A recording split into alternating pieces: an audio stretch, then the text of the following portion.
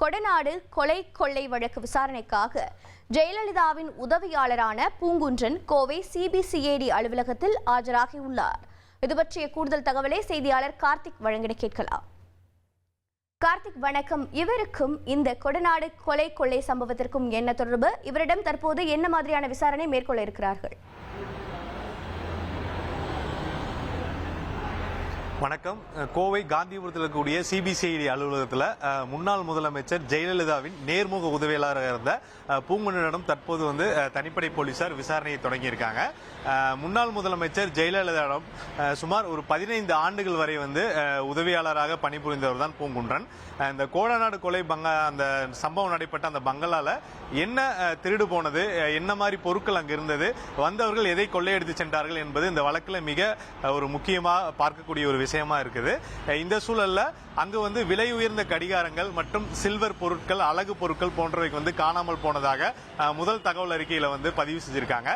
இந்த சூழல்ல இவரிடம் ஒரு சில புகைப்படங்களை காண்பித்து இந்த கடிகாரங்கள், இந்த பொருட்கள் யாரு கொடுத்தார்கள், இந்த அறையில் எந்த மாதிரி பொருட்கள் இருந்தது, ஏதாவது விலை உயர்ந்த பொருட்கள், வேற ஏதாவது ஆவணங்கள் ஏதாவது இருந்ததா என்ற கேள்விகள் கேட்கப்படும் என அவரிடம் தெரிவிச்சிருக்காங்க. மேலும் இந்த வழக்குல ஏற்கனவே சிபிசிஐடிக்கு முன்னாடி காவல்துறை இந்த வழக்கை விசாரிச்சிருந்தாங்க. அப்போது இவரிடம் 3 நாட்கள் மேலாக விசாரணை மேற்கொண்டுள்ளது.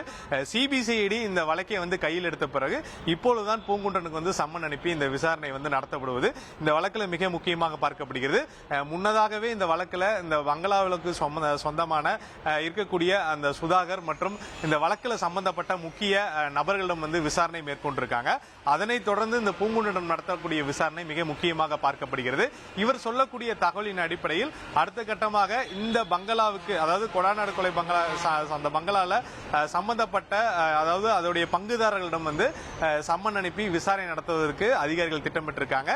இவரிடம் சுமார் ஒரு 3 மணி நேரத்துக்கு மேலாக விசாரணை நடத்துவதற்கு அதிகாரிகள் திட்டமிட்டிருக்காங்க. அதற்கான ஒரு 50 கேள்விகளை அவர்கள் வடிவமைத்திருப்பதாக முதற்கட்ட தகவல் வெளியாகிருக்கு. விசாரணையின் முடிவில் அவரிடம் எந்த மாதிரி விசாரணை மேற்கொள்ளப்பட்டது, அவர் எந்த மாதிரி பதில்கள் தெரிவித்தார் என்பது நமக்கு தெரிய வரும். களத்திலிருந்து விரிவான தகவல்களை வழங்கியதற்கு நன்றி கார்த்திக். உங்கள் தந்திவன் தொலைக்காட்சியில் வான் வருவான் புதன்தோறும் இரவு 8 மணிக்கு காண தவறாதீர்கள்.